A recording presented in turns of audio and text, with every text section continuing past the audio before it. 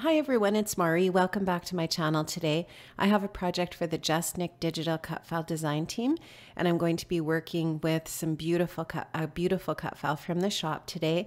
I'm going to be scrapbooking this 4x3 black and white photograph that I have printed here in landscape, and this is a photograph from my daughter's wedding from last summer. I am going to be using the floral grouping 1 cut file, and this is just such a beautiful cut file. I just love it. It's one of my favorites, I think, in the shop. And I cut it in 2 different sizes, this larger piece here, and then I cut 2 smaller pieces because I thought that what I really wanted to do for this layout is to layer these 2 cut files.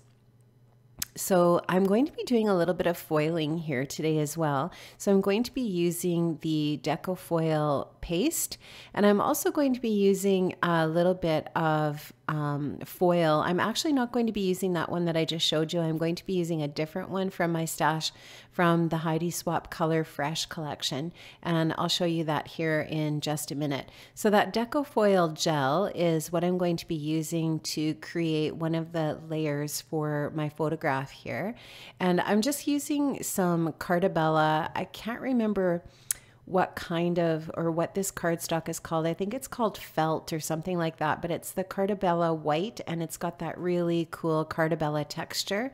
And like I said, I'm going to use that as my base. Now I'm just going to take a 1-inch flat brush, and I'm going to just take the gel, and I'm just going to kind of, just like you can see, I'm just making these little swiping motions on here, because I don't want these swipes to be sort of like perfect stripes. I just want them to kind of be varied in length, and I want them to be kind of rough on the ends a little bit. And now what I'm going to do is take that, I took the foil from Heidi Swapp, and it's the gold leopard print, which I am absolutely in love with.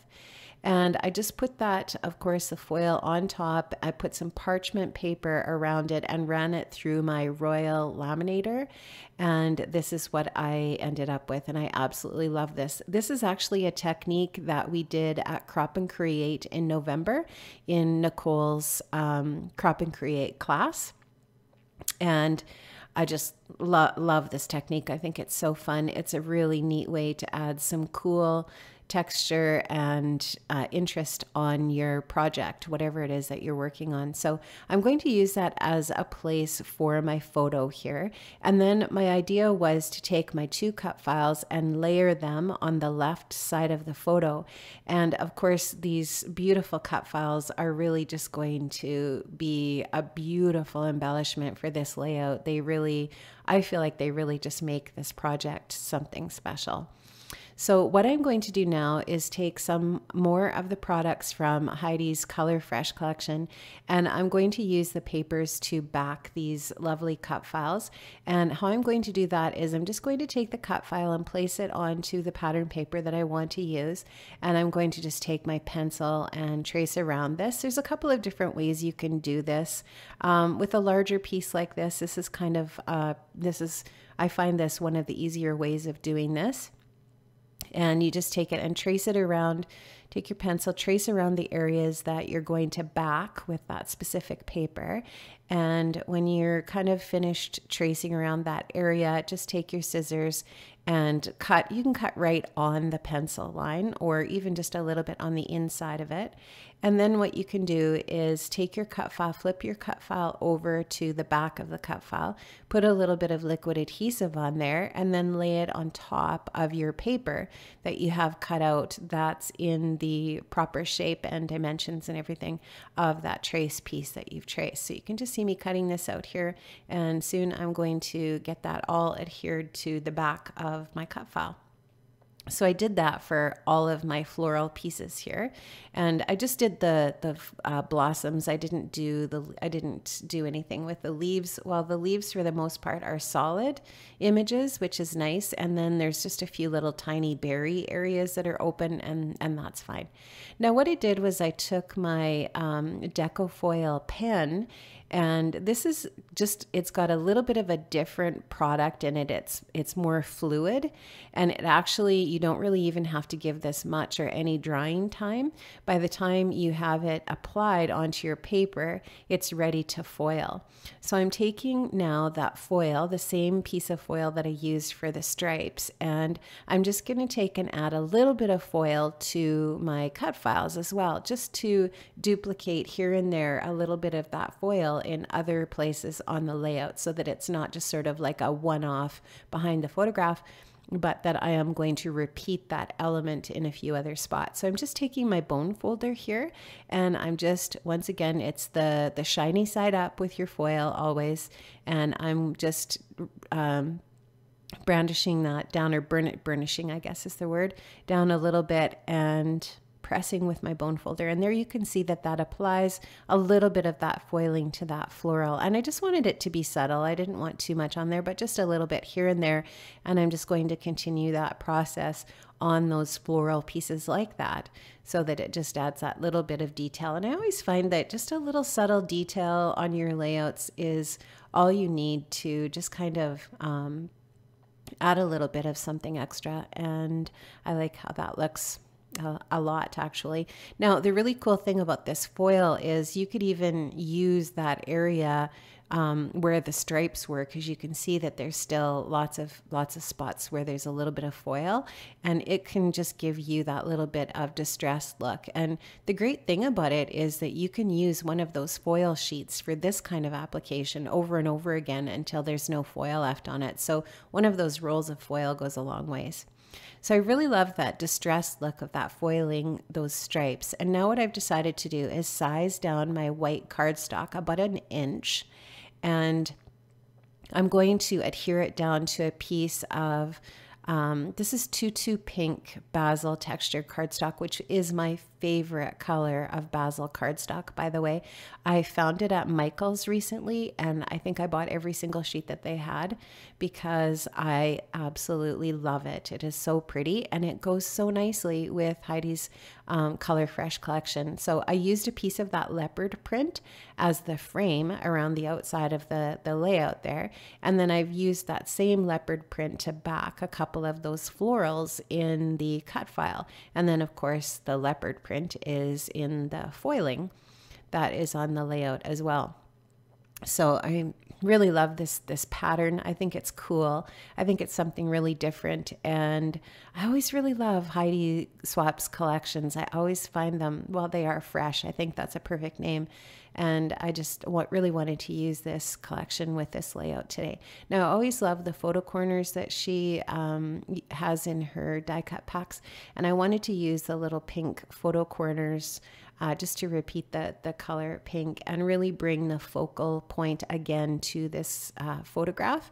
So I'm going to use those. Now I'm also going to use some foam adhesive on the back of my photograph, and I'm going to also use foam adhesive on the backs of my die cuts, if I didn't mention that already, because I want those to have some dimension as well, because they are going to be layered and I want some space, some air, so to speak, in between my layers.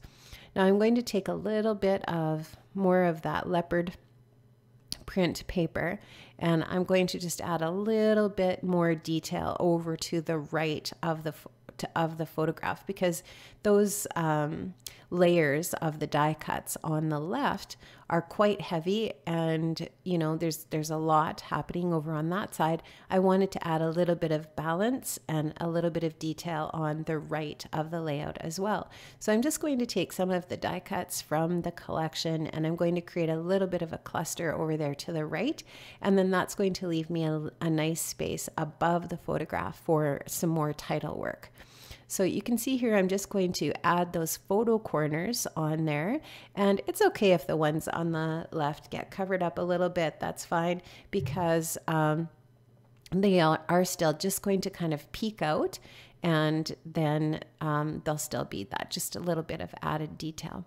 So you can see here my idea of layering these two cut files one on top of the other, and then of course that makes sense now that I cut the one piece larger than the other. So when I put these into my Silhouette Studio software, I made sure that what I did was I just worked on in the design area, just kind of placing the cut files where I knew I was going to, where I had an idea of where I wanted to put them on the actual layout.